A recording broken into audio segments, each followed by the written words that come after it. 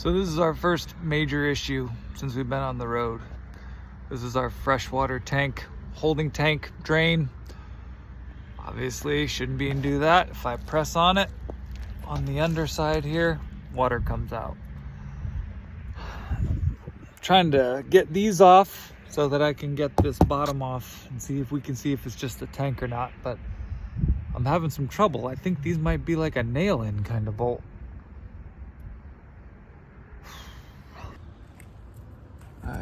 That's not good.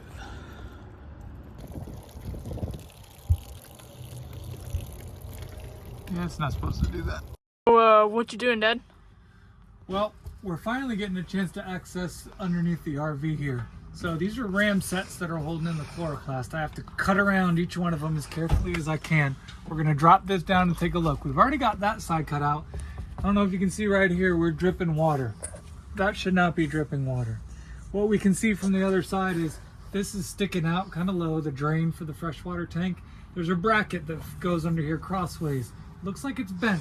So I'm guessing somehow that bracket has bent, which has caused the tank to drop, which has now caused a leak somewhere in there.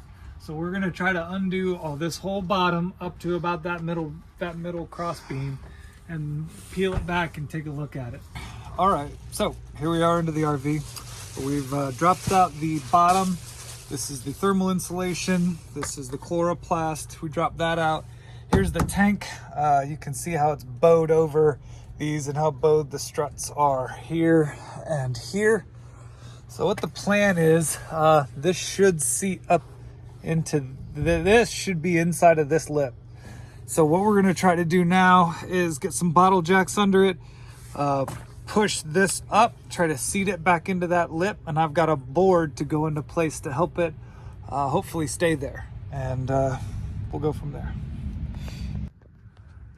So there's a bracket here that this tank should be inside of. I believe this lip has bent. There's this bracket that's got screws, only one screw on this, but there should be at least two. This needs to be replaced. That horizontal bracket needs to be replaced. The one in the back still looks like it's okay, but I think the tank needs to be replaced too.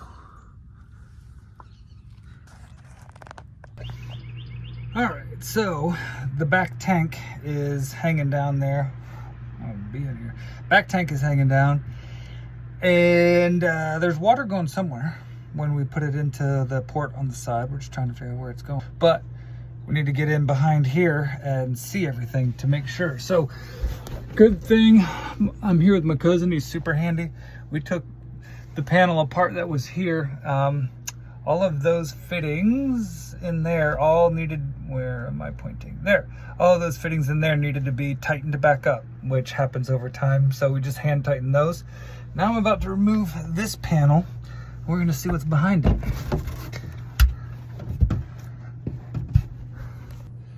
Oh, there's the big reveal. That is gonna be, let's see, what's this from?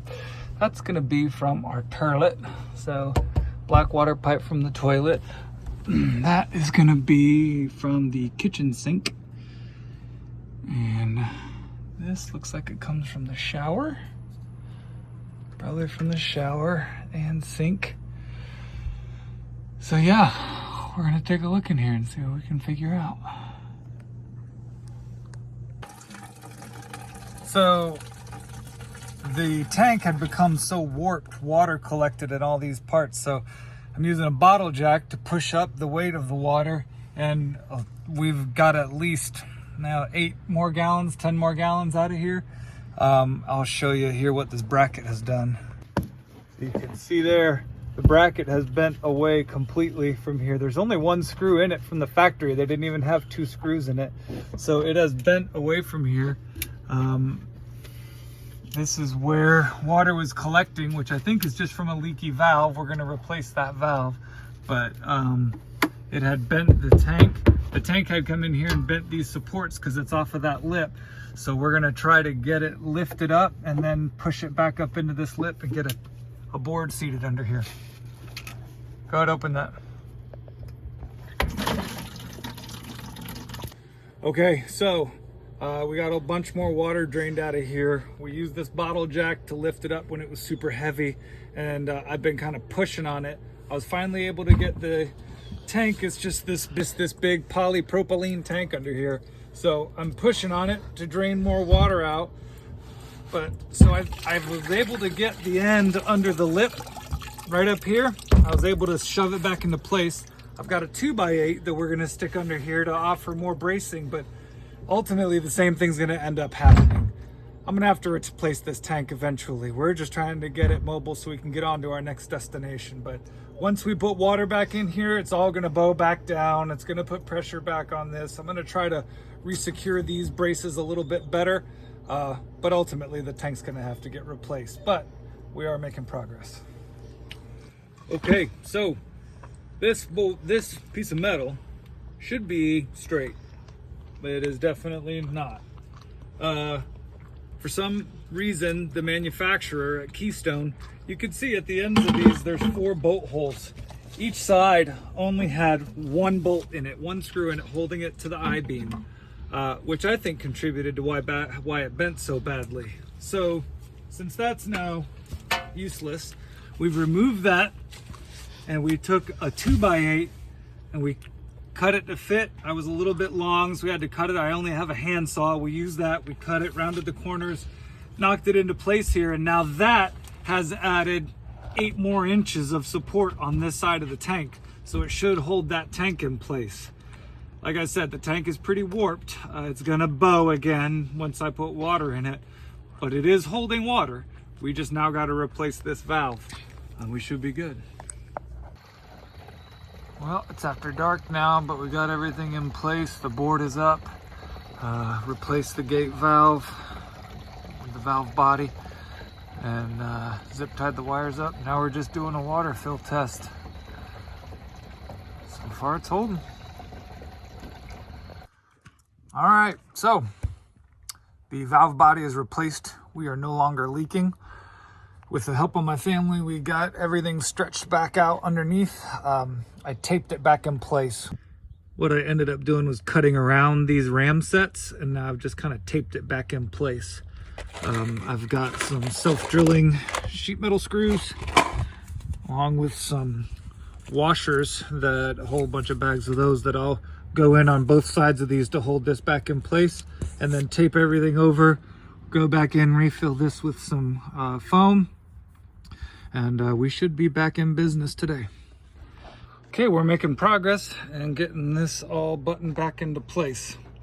So a note, if you're doing this yourself, if you're doing this yourself, do not get Phillips head screws. I wasted my money on those. It took forever to get the first 4 screws in. And what I ended up doing was going back and purchasing these hex head bits. Hex head bits seem to be going in without the need to pre-drill. I found I was having to pre-drill, and I burned up a bit trying to do that. So hex head bits, we're making progress. I'll just do it all along there, fill that in with great stuff, tape off all of this at the end, and we'll be done. All right, and we are all buttoned back up. The whole bottom is back in place. New foam put in around it. Not the prettiest job, but it's there. Foamed in the corners. Everything's put back up. Should be good now. This is where it's helpful to have a bendable 13-year-old. Now that I realize there's nothing that's leaking under here, we're putting all the panels back up to be able to load this compartment back up.